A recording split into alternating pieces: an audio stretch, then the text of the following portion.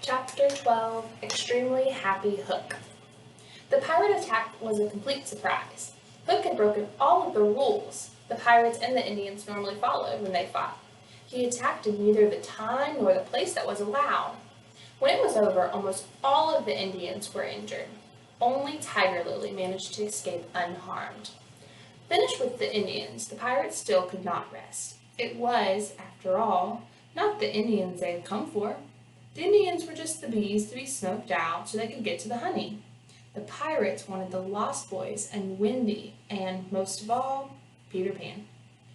Peter was an awfully small boy to inspire such a big hatred in Hook, even if he had thrown Hook's hand to the crocodile. But there was something about him that enraged Hook. It was more than Peter's courage or his cuteness.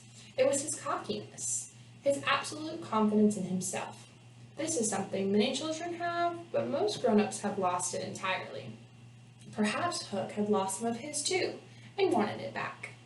The question was, how could the pirates get down the hollow trees, which were perfectly sized to allow each individual Lost Boy down, but no one else? Below, the boys were still trying to figure out who had won the battle.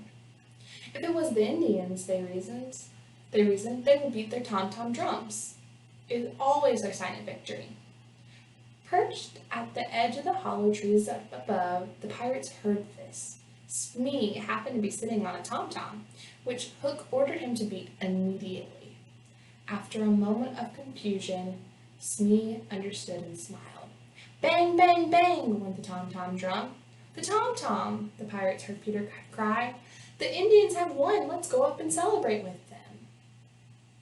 The Lost Boys cheered, and Hook ordered his men to take their positions and get ready for the boys to come out through their trees. The first to emerge was Curly. The pirates threw him around like a ball, from Secco to Smee, then Starkey, then Bill Jukes, then Noodler. One by one, all of the boys were plucked from their trees and tossed around in this manner.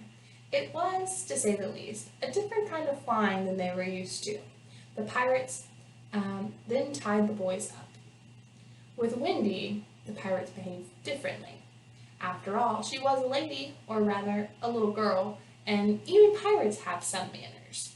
When she emerged, Hook offered her his arm and bowed so elegantly that she blushed. When they tied her up, they used the softest rope they had, apologizing and making sure that they weren't hurting her. When it came time to tie up Slightly, however, the pirates found that it took far more rope than it had for any other of the boys, or Wendy. It turned out that Slightly had been sneaking so many snacks lately that he had grown greatly. In fact, there had come a day when he no longer fit in his tree. How had he got into and out of the cave? Each night while the other boy slept, he had secretly started to widen the hole in his tree. Why are you so much bigger than the other boys? Hook demanded. Why, you're practically as big as a grown-up.